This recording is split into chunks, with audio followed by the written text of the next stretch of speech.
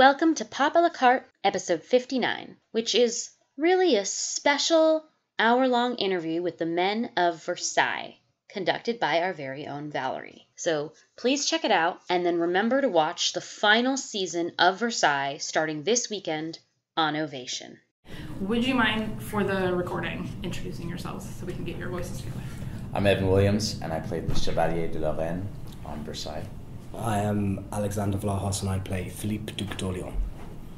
I'm Tygh Runyan, and I play Fabien Marchal. Good. You have to talk on the show Versailles. I don't know. In my life. Great. So not to start on like the depressing note, but because we were talking about it before we started recording, you've been off the set for a year now. You knew for 6 months, it sounds like, before anybody else was told that the show was over. So not even. No, 6 weeks before. Six weeks before we wrapped. Okay. We knew, and then it only until April. It was like a week before we did Cannes TV series.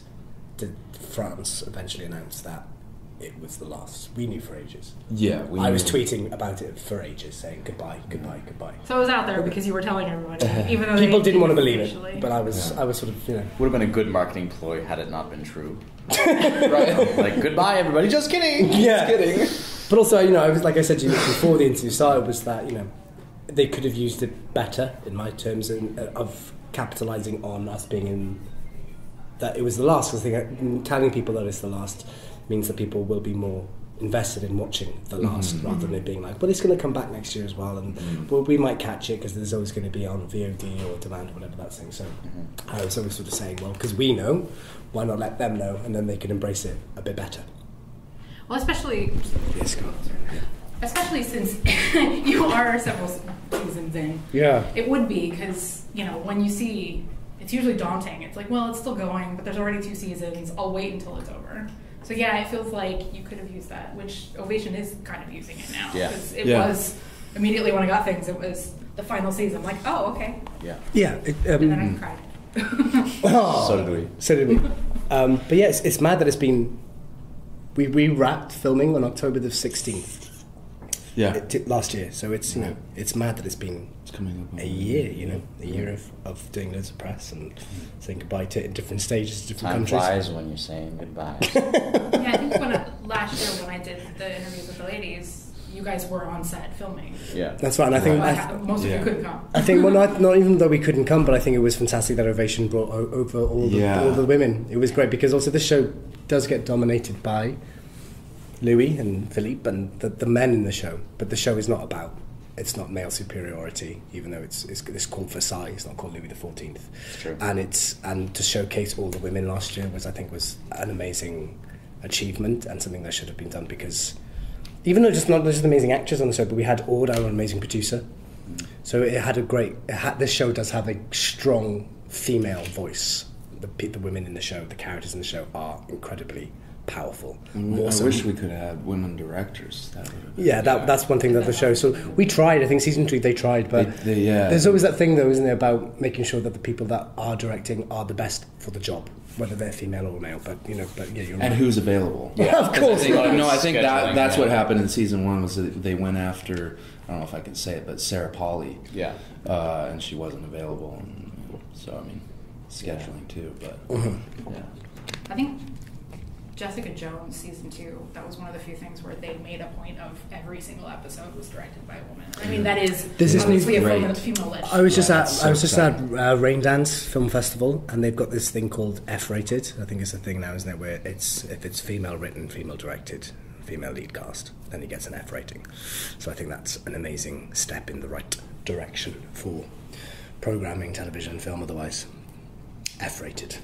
Yeah. But then we don't have any of the ladies here today. Unfortunately, sad times. They're all busy. They had their turn. I'm joking. Imagine after all that, they had their turn. But I was saying, it's great to have us three here. Yes. Aww, we're friends. Getting into some of the meat of the show, I think one of the interesting things that for some reason I didn't realize until I was watching it, the first 2 episodes of the season, was your characters. It's the the longest lasting relationship so far. I mean, technically Louis is married, but obviously that relationship doesn't really mean anything. He goes through relationships like toilet paper. Yeah. It is the truest form of love in the show, fundamentally. I think. And it's cool because I think the audience got to discover that along the way, whereas we as the actors, we knew that from the beginning. Like that was sort of how it was introduced to us, and that was a decision that we made very early on, was that we were going to play for real. And so it's cool to see the fandom sort of catch up with us and then really start to cheer for us. And now they're like clamoring. So it's cool to have built something that people are moved by. Absolutely. I posted a photo, didn't I, on Instagram about 2-3 days ago. And there's a photo of just me and Evan, season 1, first block of filming in an amazing castle, just having a laugh, just the photo of just behind the scenes. We didn't know. We knew about the relationship of the show, and we knew that we were committed to making these people, these real life people, this real life relationship as true and as three-dimensional as possible. But we didn't know at that point, we didn't even know how big the show was going to be. It was just the show that we were doing in France. We knew what we dreamed it would be. Yeah. But then it would become reality. Yeah, and then the idea that the hashtag Mon Chevy sort of term, the shipping term for our relationship wasn't even a thing. And we just sort of committed to, and we only had episode 1 and 2 scripts, so we didn't even know where the journey was going to take us. So glad that we got to show all the strings of our bow in that relationship throughout the 3 ups seasons. And downs. And what's cool about working on television is that they're writing the scripts as you're working on it, and so they're also taking feedback from how we're performing our roles, and so it becomes a kind of a thing that, how do I describe that? Well, it's like a marriage, isn't it, between writing and performance, and then it's ever changing. It's like it's a movable feast. Yeah, it sort of ebbs and flows compared to how we're doing and stuff. In season 2, I sort of vocally said that I think we sort of broke up about as many times as we got back together in season 2, and in season 3, it's about the relationship and you've seen episode 1 and 2, right? Yes. So you've seen that they break up. Yes. And that's a thread that continues. They cannot not be apart. Their lives are too intertwined for it to be official breakup, but they do go on their separate journeys in season 3, which is realistic. I mean, and it is. Can't just if we just stayed together the whole time, it would be a painting. It wouldn't be a TV show. So we need to tell a story. And also for us as actors, it would be quite boring. I find that we did everything. We did everything in season 1 and 2 together, and in season 3, it allowed us everything too much.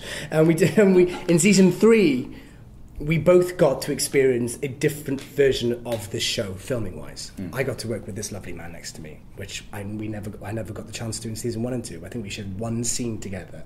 We were friends. Me and Tygh were friends off camera, and we saw each other in those grand palace rooms. Stare down. We had a stare down, yeah. Weird, but that was it. It was and the sniffy. Don't forget the sniffy moment that never made it. Thank God. They had some weird thing that he smelled where I was suspicious of Philippe and my smell and scent, and in season 1 and.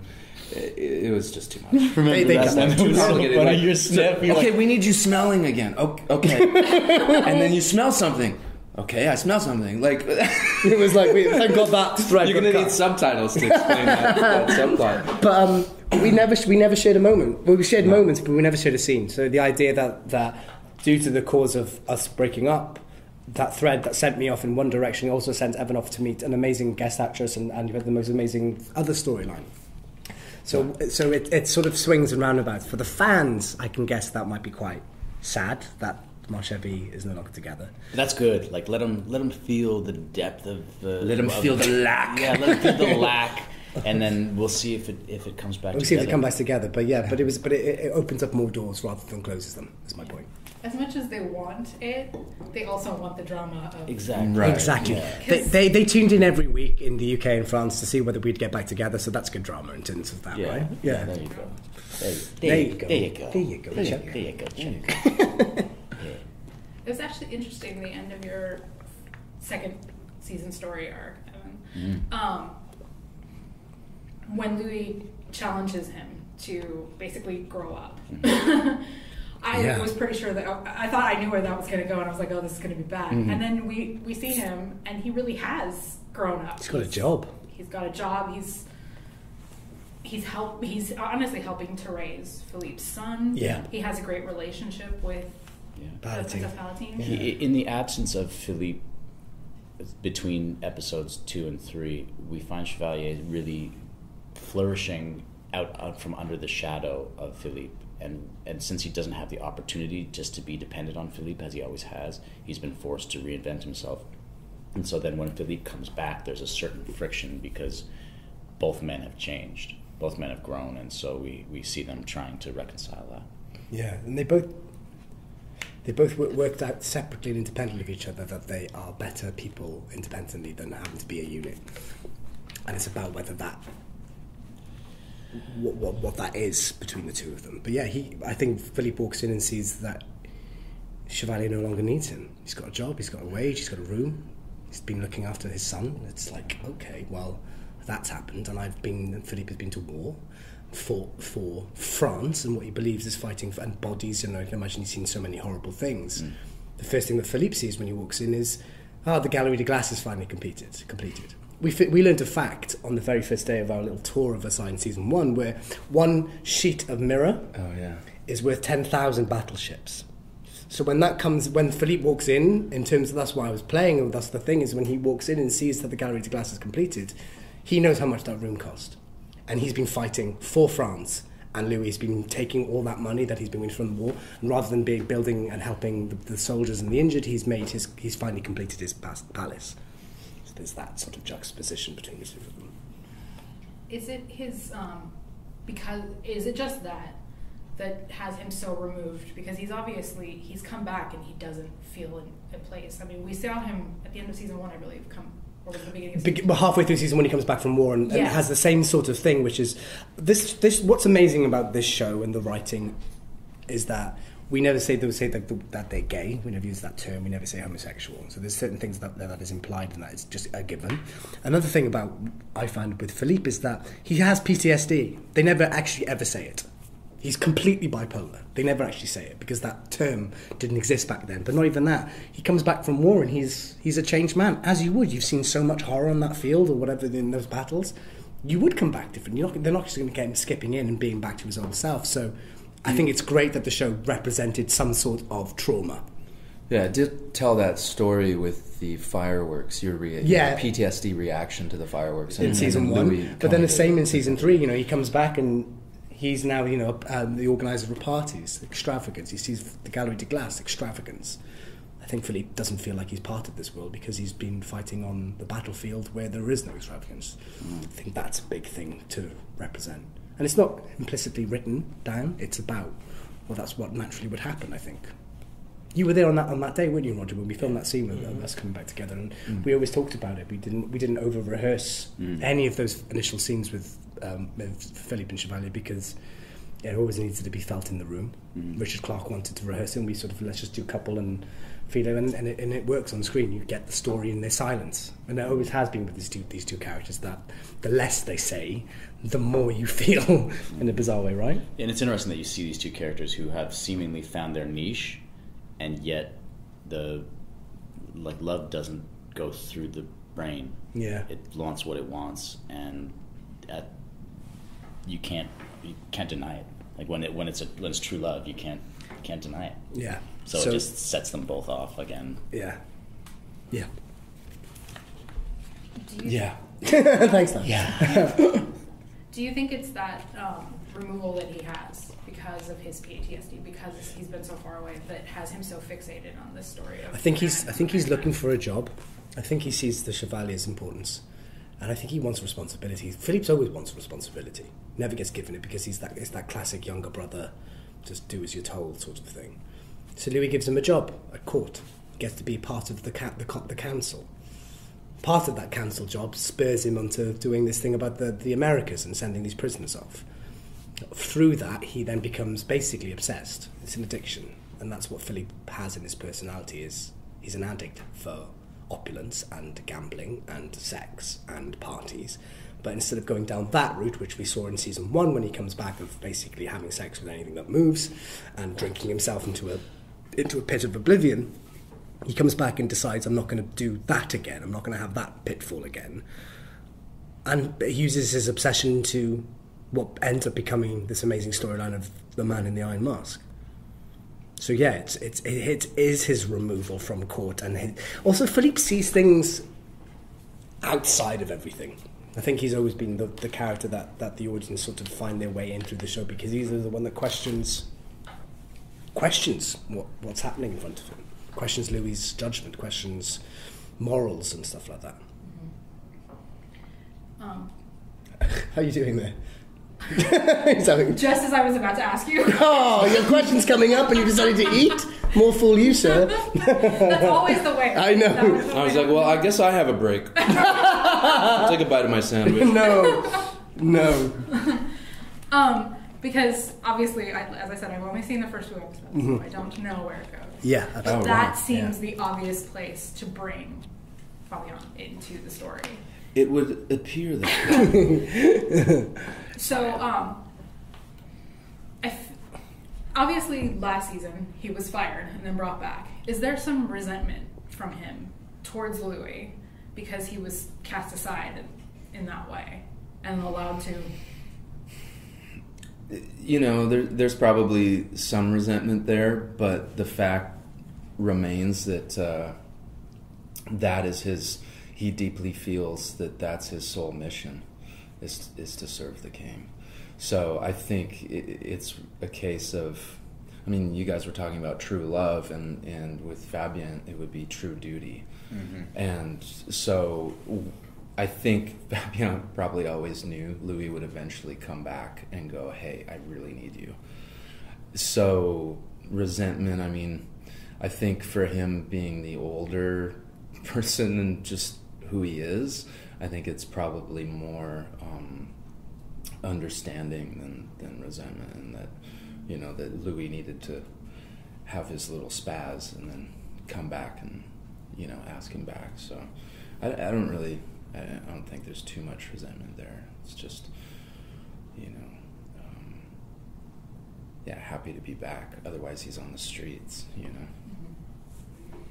And he's obviously got a big part to play in the story that's unveiling with the troubles with the people of Paris, well, and France in general, with the rising taxation and the frustration there.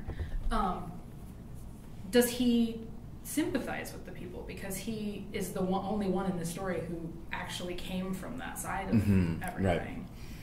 Well, it's also his moral code. I mean, believing that his job serving Louis, you know, as atrocious as it may seem through a modern lens, a lot of times it's he operates by a strict moral code, whether it's moral or not. But I think when he sees the injustice in the streets of Paris and with the people and Louis beginning to take, you know, a questionable turn and make some questionable choices, he starts to sympathize for sure and maybe question his own loyalty. Because we do have to assume this is the end, although I saw your tweet and now you've just riled people up about why would I do that? That's one of those things, like, I'm on the fan side at times where you're the hashtag Save Versailles series. Yes. Do you know what it's everything whether I said is true. Whether anything comes of that, it just proves that this show has transcended success, in my opinion. Success via TV shows means ratings. BBC 1.8 million. It got its audience. I don't know what it is on Ovation and the Netflix audience after this. Canal Plus, it was the highest rated new original show that they'd ever created for 5 years. So a number of countries and territories. We sold 191 countries, and there's 196 countries in the world. So 5 countries hasn't bought it. So what countries those are? Yeah, and we're going to knock some doors, crack some skulls. No, but why didn't you buy it? No, but I mean that is bigger. That is bigger than Game of Thrones. That is bigger than so you're talking. But also it's not about that. It's about the fandom, and that word I use lightly because fandom sometimes has a lot of bad connotations. But the word fandom. This show has transcended success because of the art that's created, because of we're doing Versailles cons, we're doing Versailles-based conventions. You know, that means that this Save Versailles series, even though they're small, they've already got 5,000 signatures. Whether those 5,000 signatures ever makes it to Canal Plus is beside the point. It's because these people feel vocally and strongly about this show. For whatever reason, this show has made its way into the hearts of people, and we've all been on other projects before, but this is the first project that I have had feedback from in all sorts of languages, from people saying that they've been touched and moved, and has actually changed their lives, changed their outlook on things like same-sex relationships, has changed their outlook on modern society because of the ways that this show is sort of a mirror for the way things are with the celebrity culture and with the branding and all that. Yeah. So for whatever reason, it's struck a nerve, and it's just been a really wicked ride for us. I can speak for you guys too. No, absolutely, and also it just, I speak for myself. When I saw these boys yesterday, it's not like three actors meeting up, and we've got some work to do this week. These are true friends, and just because they're on the other side of the world means nothing. So we created a family as a cast, and that then shows on screen. The audience can see that camaraderie and love that we share, and then it goes to them as well, and they've got this family that they've created, which the Versailles family. They tweet each other good morning every morning. Yeah, every day for the last 3 years they've been doing that. And that's amazing. Every morning they'll say good morning. They'll send each other a Versailles pic or a Versailles gif, and you see that across your timeline. And that blows my mind. And, I have to tip my hat to Simon Mirren and David Wollstonecraft, our creators, for really planting that seed. Absolutely, in terms of the importance of our relationships within the cast off screen. They really came in and insisted that we spend time together, and that our, solidify those dynamics and those relationships, because they knew through experience that would resonate on camera, and that the viewers would respond to the relationships that we were actually building, because it's an energetic thing, and you can't fake it. You cast young people as your leads. And you cast in the core group of us were within the first month of living in France, went out and we painted the town red. But that idea that we initially got on so well and still do. I don't know what you're talking about. Yeah, I have no memory of that. I was doing my homework. I was studying my lines up. It was just me on my own then. I painted the town red with just loads of pictures of the guys, just right, and I put them out on tables. Look, don't lie to me, boys. Don't lie to this interview. Show some respect. No, but what Tygh said is that we created our own world off camera. That then was easy to pick up on camera, and the audiences aren't stupid. They can see that. One of the really cool things about this show is that it's got a very specific aesthetic, which we're not responsible for it. It's the aesthetic of the period, but it's got such glamour to it that I think it really captures people's imaginations, and it makes them want to be part of it. And so I think that's why the Versailles fans have really gotten into it. There's lots of cosplay stuff. There's lots of role-playing kind of stuff that they get into. And they've also been involved in a lot of the other initiatives that we've been part of. I've been doing lots of fundraising for charities. And I wrote a Kickstarter to make a short film, and I guaranteed 90% of the money that was contributed to that was from the Versailles family. Yeah, which is amazing. Yeah. Sorry, we went a little bit off piece there. No, that's fantastic. What I was going to say was, assuming it is the end. Yeah. Because we're going to assume it is the end. Yeah. Are you happy with where your stories end? Do you want to start? You should start. Probably not. Do you want to start? No, you should. I think you should. No. No? You go. We'll go. Okay. I don't think you should end. I know, that's what I'm saying. I think you should start so at least it ends on a... Oh, no. No. Should we? All right, let's start. Give him a minute to figure out. Yeah, maybe. Yeah, that's quite good. Personally and artistically, yes. I left Philippe in Paris thinking I've done everything that I can with him. Story-wise, I was very grateful to be given the Man in the Iron Mask thread as a sort of run with this. I felt like it was one of the strongest arcs that I'd been a part of on all 3 seasons. I felt like I've literally given, sort of, excuse my French, but like I've shit everywhere on in terms of how much I can give with Philippe. And no, there's a saying, like just literally give everything. So that's what I mean. I've done everything in that sense. Why did that make you laugh? I just pictured that being the headline. Alex Vlahos shits everywhere. Don't do that, please. I promise I won't. Good. Roger, keep an eye on this one. Okay, no, but like the idea that I just sort of, and I fought with the writers. We all did. We always fought against the writers. The writers were always great and they're on our side, but we knew the show better than they did at certain points. Our characters especially. And I fought for certain moments in the last couple of episodes to make sure that the journey was fully complete. We spent, this is kind of spoilery, but we spent a good chunk of like a week rewriting our last scene together. Me and Evan.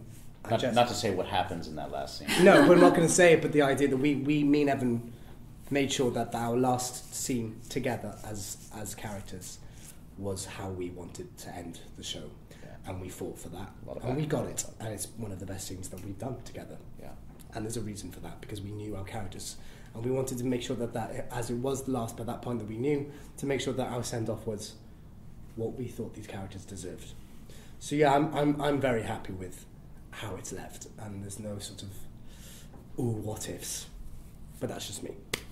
From my character, playing the Chevalier was the longest I've ever played a character before, and I totally fell in love with playing the character. It's the most fun I've ever had, and so I would do it again in a heartbeat. I don't feel like there's any limit to the stories that could be told through this guy, because he's such a mutable character. He changes so much over the course of 3 seasons, and so just to see the character continue to evolve, I'd be thrilled to continue to do it. However, I don't feel sad that it's well, no, I do feel a little sad, but I don't feel pained that it's finished, because like I said, it was a very full arc, and I'm also looking forward to the next thing. I mean, as artists, we have to continue. We're like sharks. If we don't keep swimming, we'll die. So I'm looking forward to swimming on to the next thing, and I'm already doing it. I'm already exploring the next sort of creative things. Actually, can I plug my next creative thing? Please do. Your music. Yeah, I've been writing music my whole life, and I finally got my act together and released my first single today.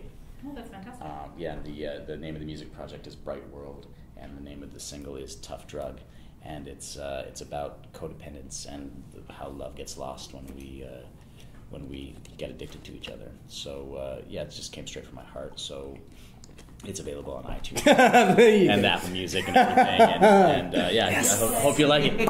And if there was a mic, you'd drop it right now. So yeah, I loved Chevalier, and it helped me learn about myself, and I'm going to take what I learned into my next project. Do you want to dampen the mood? Joking. No, I think like not to avoid the question. It's I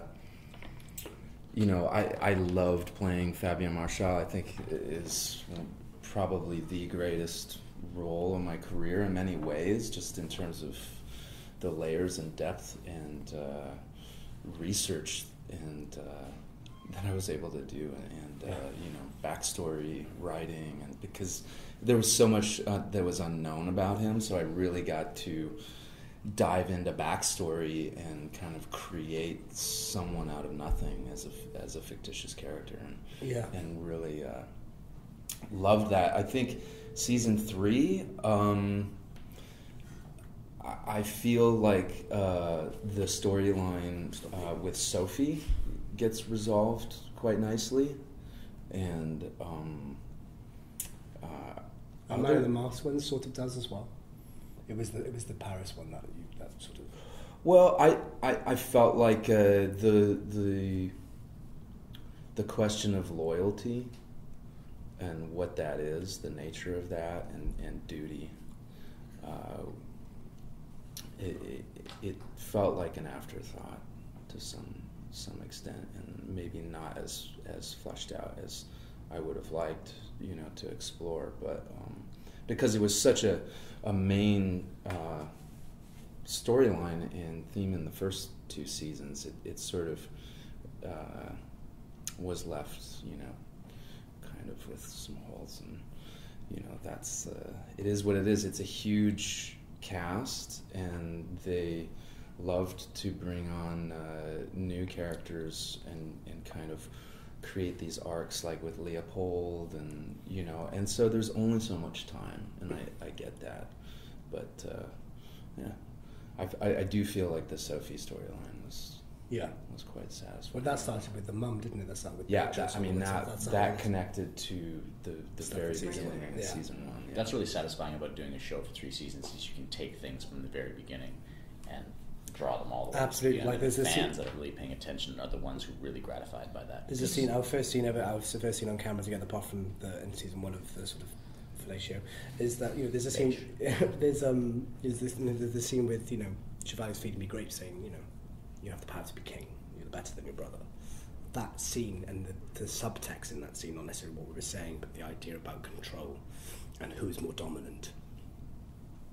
The last scene that you ever see them together, it's completely resolved in terms of that imbalance that was started off, right? And that's something that, like you said, the fans they're very quick to see the mirroring of that. Same with the mirroring of Fabien with Sophie and Fabien. Well, with it's satisfying. Yes, it is, because you go. It's basic narrative, it's basic drama. Yeah, and that's what people respond to is the mythology, and that journey. So. It's always been crazy to me how closely the fans of the show have been watching it. Yeah. Like they'll notice the tiniest little thing, which as an actor is cool because we're putting in tiny things all the time. But to have people watching closely enough that they actually start picking that up is that's so gratifying as an actor. It's so cool. Yeah. You talked about helping to rewrite your last scene. Yeah. How far in advance was it known that it would be the end? Well, that was the main thing about 8, 9, and 10. Were 8, 9, and 10 arrived quite late in the game, and 8, 9, and 10 were the end. We were known. It was known that it was going to be the last. The writers didn't, or the Canal Plus or whoever was in charge would have preferred it to be a little bit more open-ended. And I think I fought especially for giving closure, because how many shows have I seen where they haven't, and we know you're not coming back, so why do it like that? Better to have a start, a middle, and an end. And if we then get picked up for a season 4 by surprise in 5 years' time, or 4 years' time, or a year time, then you just pick it up, and it's not a disrespect. Yeah, nobody's like, well, you can't. Yeah, because you close the book. I just think that I was saying to them, I was like, give them the people that have been committed to making to watching 30 hours of drama. Give them some closure, because how many times have I watched a show where that closure's never been given, and you're left with a bitter taste in your mouth. So that's why we did that, because the scene that was given to us was sort of like a bit like this. I'm sort of doing a gesture for a bit, there's a bit. Well, we'll see what happened, and they kind of enjoyed that, and I was like, no, we'll give them an ending, because I think they deserve that, and thank God we did. And a lot of storylines got given endings due to rewrites and stuff like that. Our own rewrites, or them coming to some sort of eureka moment. Collaborative. It was collaborative. We were changing stuff a lot throughout all 3 seasons, really. Less so season 1. Season 1 was David and Simon, because David and Simon were very present on set. So it wasn't us coming up with ideas, but they were seeing the scene in blocking action and working out and going, well, that doesn't quite work, so we'll change it. It was very movable, wasn't it? It was movable. And then season 2 and season 3, it was more our responsibility to make sure that there was a logic. As much as possible. As much as possible. I mean, I fought like hell. Yeah, you did quite right. No, you did, but then it wasn't. They weren't going, we're not going to accept you fighting. They were listening, and because they knew we were fighting for the strength of the show. It wasn't for egotistical reasons of like, I want more scenes. It was like, you need to make sure that this is logical, right? Yeah, fundamentally, right? Yeah, that was Yeah. A lot of things had to go right in order to get this show made at all, and there were periods along the course, all the way along the course, when things were this close to disaster.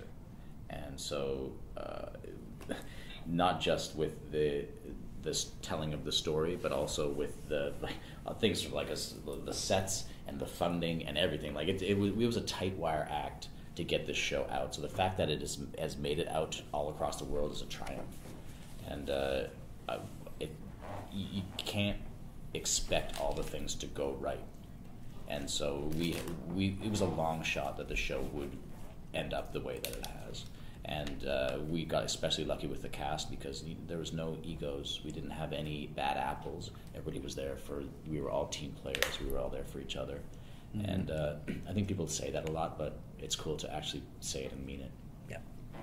Because this is the first real big production out of France. Internationally. Internationally, yeah. Their first major step into English language, basically, which meant internationally, branding and the whole thing. So, yeah. Which, when I first heard the show, I thought it was amusing because the French are so picky about their language and it seems strange. God, I mean, me and George specifically, when they announced the casting, we got a lot of, not abuse, but a lot of uproar. People came to the first press preview. They did interviews with us before they'd seen an ep.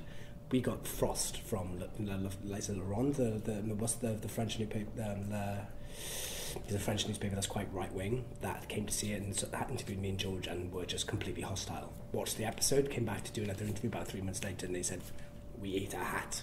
We think you're brilliant." Took a long time for people to come around to a brave.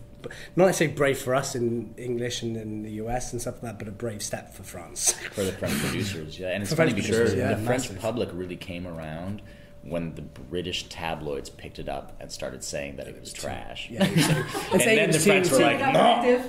Yeah, suddenly they were like standing there on the Battlegate, like, no, you don't diss our show. Yeah, so right. It came full circle. And now the British tabloids are eating their hats too, because they also love it, and they are kicking themselves, and all the bad newspapers that are quite derogative of the nudity in the show and calling it porn and cravats. That was season 1. Season 3, absolutely adore it. So it took them a while, but now it's a show that's really well loved. Sod's law that it's no longer coming back. Isn't that usually the way it happens? Usually is. It usually is. Yeah, absolutely. It's exciting to be a part of a project that set a course of action for future co-productions in other countries in Europe, and kind of created the mold and pioneered that. So now you're seeing, Italy, Spain, other countries doing English language projects to be sold to the world, and are actually citing Versailles as the example they're following. So that's pretty exciting. It's very exciting. Yeah. Art is one of the ways that you can come together. Absolutely. Because it transcends borders. Yeah. So it does feel like, we're slowly getting more even British stuff here. Absolutely. Even Canadian productions that are, Orphan Black. Mm-hmm. Yes, of course. Here. Yeah, absolutely. Yeah. And the human element of the stories is universal. So it's cool to have different cultures cooperating to get the stories told because it resonates everywhere. Which is what I was saying before the interview. And we were talking about it last night. It's like you can tell when the show is in a certain country because we get an influx of, I've got 1,000 followers from Brazil. The show must be out in Brazil today, or vice versa. Oh, Romania. Like it's amazing that even though it might be dubbed or subtitled, the actual it actually is a show that, like you said, like Evan said, that the language is universal and the nature and the story beats are completely universal. It is the weirdest feeling to see yourself on screen, open your mouth, and a different person's voice comes out in a language you don't understand. So strange. So strange. I just wanted to end because you did talk about being like a family on set. So just some fun questions because obviously fans always like this kind of thing. Who would you call if your cat was struck up a tree? If my cat was stuck up a tree. If my cat? Not among yourselves, the entire cat. The cat. Are we talking cast or characters? Either way. Ooh. I'll let you choose. Because characters, it would be Fabien because he would just, but he'd probably shoot it out and then bring a dead one to you. He'd be like, you asked me to bring the cat. You didn't say alive or dead. Sire. Your cat, sire, in a box. Yeah, fair enough. Right, that's what Fabien would do. He'd just shoot it and go dead. Stop. Yeah, or he'd already be in the tree. Yeah, sure. He'd be like, my cat's up. What are you doing up there? He's just there, like this. Yeah, just staring at. You need this. in terms of the people, I would pick Pip Torrance, who played Cassell, because he's tall, and he would just be able to just grab his hand. He is really tall. He is really tall, and he talks. Your cat. Evan? If my cat was stuck up in a tree, I love this question. It's yeah. great. You know what? I would call George. I would Because call you'd George. sing him down? No, just because like I The feel pipe like maker? I feel like he would care. We wouldn't necessarily get him down, but he would. Yeah, he would care. He'd care. He'd be like, oh yeah, man, that's Ty? Character-wise, yeah, I'd probably ask myself. Yeah, Just take Fabien. care of it. Yeah, sure. Or get my men. Yeah, Just your get musketeers. the cat. Yeah, Oi, get the cat. Yeah, oi. Make And me but in terms of the cast, man, and I do have a cat who would travel with me to Paris, named Sterling. Yeah. So this really hits home. Sure. So if Sterl Still, is up a was tree. up a tree, Who would in you call Paris, out of the cast? Who would I call out of the cast? I mean, does it have to be one person? Yeah. If there's a team that works well together, that works too. Yeah, I'd probably call these two. We would do like the And they might be like, sorry, Ty, we're busy. This is true. So This is true. if they were busy, then I would definitely I would call George. George, he's reliable. Yeah. Good shout. We probably would be Yeah. busy. You might be busy. But like, dude, really? I'm at a photo shoot right now. That's Yeah, I'm at a photo shoot. Never mind, I'll call George. We'll call George for you. Yeah. Right? Or actually, like that's actually a paper mache cat. We actually have Stir with us on Yeah. the boat. On the boat. On the boat. That's it. We're down the sand. He's with us. He's good. Great. Next question. Because you did talk about bloopers. Yeah. Who broke character most?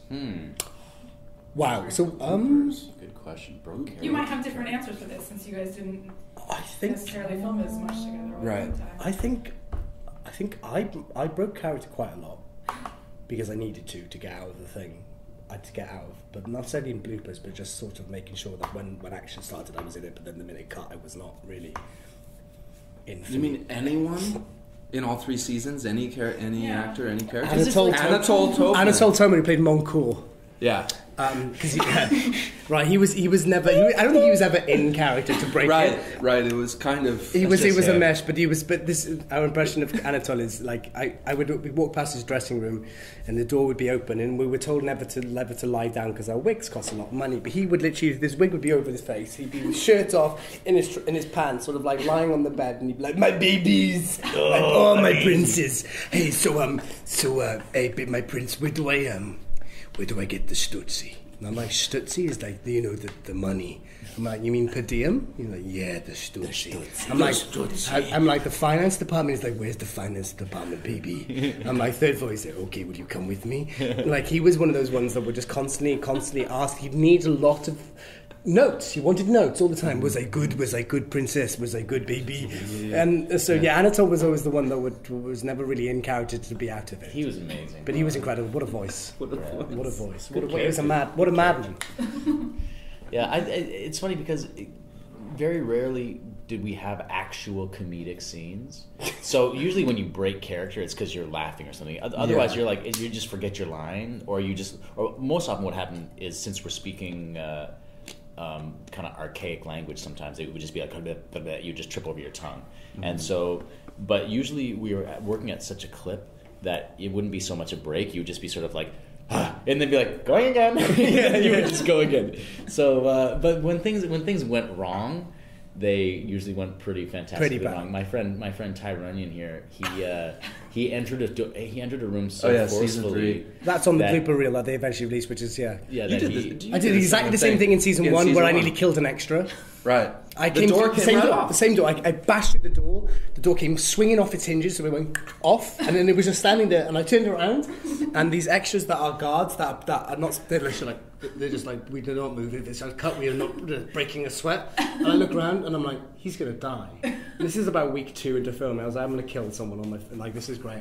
And the door was slowly, and everyone jumped in to stop it. And yeah, but then you did the same, but not. I did the same in season 3. I destroyed a chandelier. Like those candelabras. I was kind of like, teetering on this pillar, and I guess I thought there was a sandbag there. I don't know. The pillars were false. The door flew open. I could hear the chandelier, your face like, is putting because he's running towards camera, and you're like, I can hear this, like, I'm like, what? Turn around to see this thing smash. The one real thing in the whole room. And you hear him yell, he's like, no! Glass, like, everywhere, yeah. That was good. I actually find it, like, George is actually he's a bit of pulls lots of funny faces. He's a clown. He's a bit of a clown, trying to keep himself a bit, because he's, bless him, he's probably doing most of the scenes most of the days. Yeah. So he's trying to keep himself a little bit, I think, awake for the whole thing. Yeah. It's a bit of a slog, but yeah. Yeah. My favorite was when we were shooting scenes. There's a scene in season 2 where we have an orgy. Oh, yes. I don't know if you remember that, but It's Al and I spent most of that day naked with a bunch of loads of except for like a little modesty pouch. And what was fun for me was just like waltzing around naked. It was the first time, really, like I didn't realize I was such an exhibition. But like, there was all these extras, and I could tell like they were a little bit uncomfortable. So I would just walk up to them and be like, "Hey, how you doing?" We'd have on How's season your day 2, going? Mike Barker, the director of that episode, for some reason wanted a sort of revolving table. There was no real logical reason given to that. There's a table that moved. So we had this amazing idea that we were both in an embrace and talking to these big scenes while the table moved around. But like towards the end of that, we were completely naked standing on this table. So even if we thought no one could see, but certain parts of us, very slowly it would be slowly revealed. It was like a rotisserie chicken. Yeah, that was exciting. I mean, in seasons 1 and 2, my storyline seemed to end up or pass through a whorehouse at some point. Yeah. And I mean, it's France, So so they go all out, the don't rules are a little different. And yeah, you would just be walking through, even in rehearsal. Yeah. You go, that's those are the that. body parts. That's There everything. they are, and they would have people, a man and a woman together, fully naked in the act Of sex. and just kind of bearing all, like even in rehearsal. And There's the idea of this thing that we magically all know as called a closed set. Doesn't exist. doesn't exist in France. Closed set, like limited crew. No, everyone's there. Close. If they advertise a closed set, it's going to make more people come. Yeah. They're like, oh yeah, no. The day of just sex all day. Okay, well, that's when the Canal Plus turn up suddenly, or the execs turn up, and like watch it by Video Village. You're like, hang on a minute. Interested in the narrative. Yes. Next question before we keep talking about nudity. Was there a prankster on set? Was there a prankster? Mm-hmm. Yeah, I hotboxed your room when I used to vape. Yeah, you did. You bastard.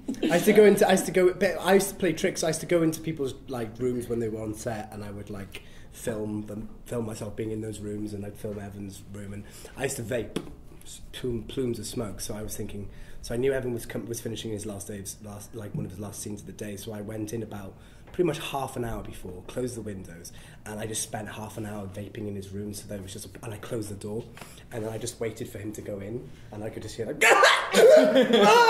and was stumbling out of this sort of plume of smoke. Yeah, it's like that's what it's like to exist inside Alex's lungs.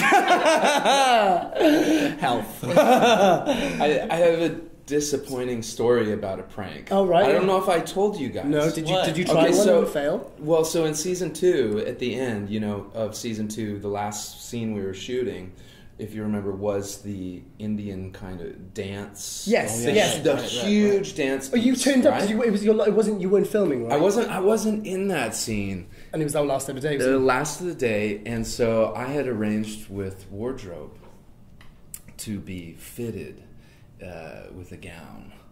And so No. you didn't hear about this? No. Oh my god, there was this epic prank. You that drove was all the being way. planned. It was in. Drove all that so way. it was Vicomte, right? So Yeah, it was we like had an the hour and 10. gown. The gown. So Fabien was to appear in drag during the dance and go in, and I was going to go hit on George. Yeah. And it was this huge prank. But and Buck. Louis knew- Chiquette, right? It was Louis Yeah, Chiquette. but our Buck, second AD. Buck, second AD. First AD. Sorry. Knew about it. Some people knew about it. Most people didn't.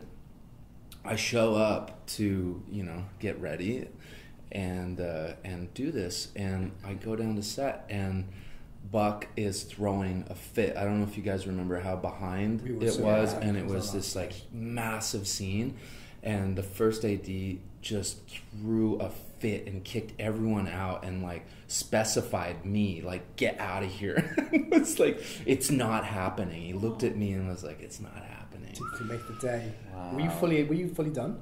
I was fully done. I never saw. Man, there that was an pictures? opportunity for some pictures. Yeah, there are some photos somewhere. Let's see some photos. You should send Valerie. Not from the night, but from wardrobe. When I was doing the fitting. Yeah, we should. Yeah, We I have should some photos because of that Fabien in drag is what we all need to see in 2018. Yeah, I had one prank that I did on Jessica, who played Palatine. There was one scene where I was shooting other scenes during the day, so I happened to be there, but she hadn't seen me, and she had a scene where she had to go searching through the big room. What's it? The Grand Salon? Yeah, the Grand Salon, and was asking everybody, "Have you seen Chevalier? Have you seen Chevalier? Has he seen Chevalier?" So what I did is the last take, I went and hid inside the room in a place where she couldn't see me, but I knew where she was going to end up, and so that way she had to say, "Have you seen Chevalier? Has she seen Chevalier?" And we were filming it. And then when she got to the last person, "Have you seen Chevalier?" She turned around and I was right there, and I was like, "Yes, can I help you?" And she screamed. So that was nice. Yeah, it's a friendly prank. Yes. I didn't do anything like vaping. Sorry, the vape. wise. You never paid back for that? No, sorry. No, only yeah, To Anchor. not yet. Well There's done. still time. There's a week. Yes. I think I'm gonna make this the last one. What karaoke song would your character sing? Oh. I think this gets deep into a character. Yeah. Okay, I know straight away. I know right away. Well, you go first. Go on. Love will tear us apart. Oh, Joy Division. Nice. That is a horrible song to sing in karaoke. It's fucking miserable. Mine would be. I'm like, not with you. Mine would be. My go-to. I wish I could be king by the Lion Kings. Yeah, I wish. Nice. I Yeah. think so. Yeah, that would be Nice. quite fun. Mine would be Bohemian Rhapsody by Queen. Oh, yes! Bismillah. Nailed it. And you're doing all the voices. Right. That was the quickest replies to all of those. Well done. Yeah, that was really quick. Yeah. You got that right off the bat. I didn't even think about it as well. Super. All right, well, then just if you want to give us a tease of what you guys are working on next, obviously you did a little bit, but if you have anything on screen that you can tell us about? I'm editing a short film that I wrote and directed and shot while I was shooting in Paris, and it stars Lizzie Brochet, who played Claudine, and so we're looking forward to that. I'm about to play Captain Hook, Peter Pan in Over London, the play version. Hence why I'm growing this god awful beard. Your beards look great. Your beard looks great. Yes. Your beard's fine. And I just directed my first short called Lola. That will be hopefully entering into Berlin Film Festival, which is in January. So that's the plan. Yeah. And Anna's in it. And Anna Brewster, who played Monsters Pan, is the lead. So yeah, I brought back some of the Versailles peeps to help me out. We stay together like a family. And I'm just going to copy both of you because I'm about to release a short film that I made between seasons 1 and 2, sci-fi, that is finally complete. And Great. I'm going to put that out. And my band Corridor, we're just mixing our record now, which is called A Separate Reality. And yeah, so I'm excited. about Music and both shorts, of those. baby. Music and shorts. Awesome. All right. Well, thank you so much. Thank you very much. For more news, reviews, and interviews, check out withanaccent.com and follow us at With an Accent on Instagram, Facebook, Twitter, and Tumblr, as well as at Pop a la Carte Pod on Twitter and Facebook.